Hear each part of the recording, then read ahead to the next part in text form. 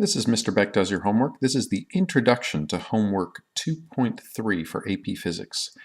This homework is titled Four Equations of Motion. These are actually the four equations of motion for constant acceleration. Four equations of motion for constant acceleration. What does that mean? These are only good for constant acceleration where velocity is changing smoothly. Constant acceleration. Remember, on a velocity time graph, what this would look like is I would have velocity, I would have time along my x-axis, and I would have some constant acceleration would mean a straight line, for example. So here, my velocity, the slope of my velocity time graph would be constant, and that would indicate a constant acceleration. So my first equation is my final velocity is my initial velocity plus my acceleration times time. So my final velocity is going to be my v. My initial velocity is going to be v0. So my final velocity is my initial velocity plus acceleration times time. Now that is going to be the same as y equals mx plus b, because b is going to be my initial velocity. M is going to be the slope, which is my acceleration. X is my time, right? Because that's my x-axis is time.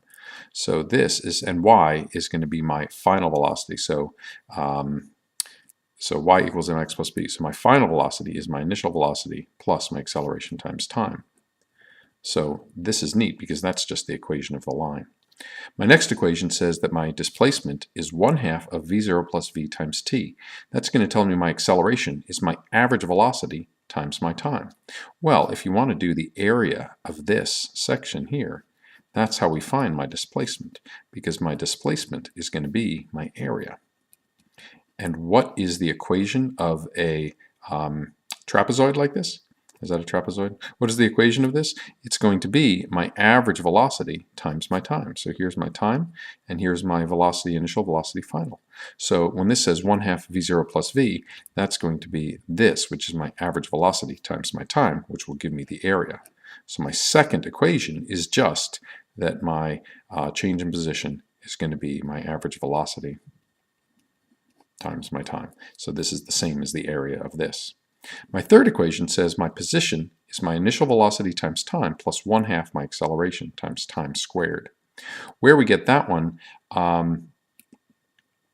is that my position equals my initial velocity times time plus 1/2 my acceleration times time squared. Well, my initial velocity times time is going to be the area of this section. So this area is my initial velocity times time. Well, what about 1/2 at squared? What if we did 1/2 base times height? So this is going to be length times width, just the area of a rectangle.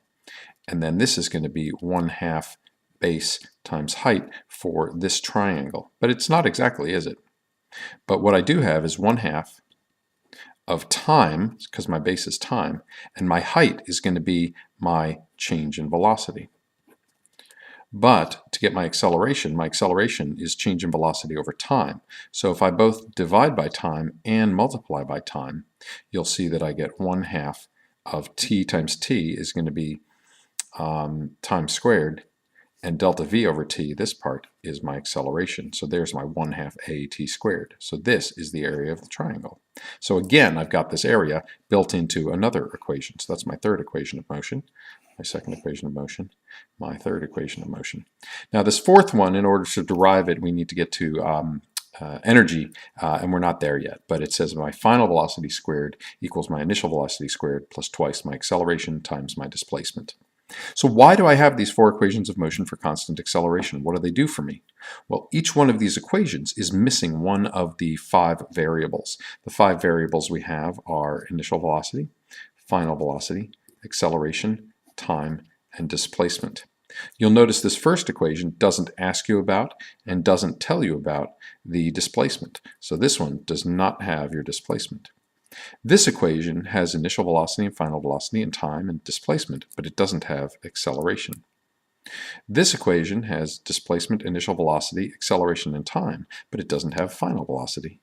And this equation has my final velocity, my initial velocity, my acceleration, and my displacement, but it doesn't have time. So each one of these equations is missing one of my 5 variables.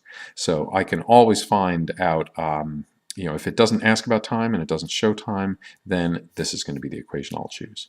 And that is what we're going to do in this homework.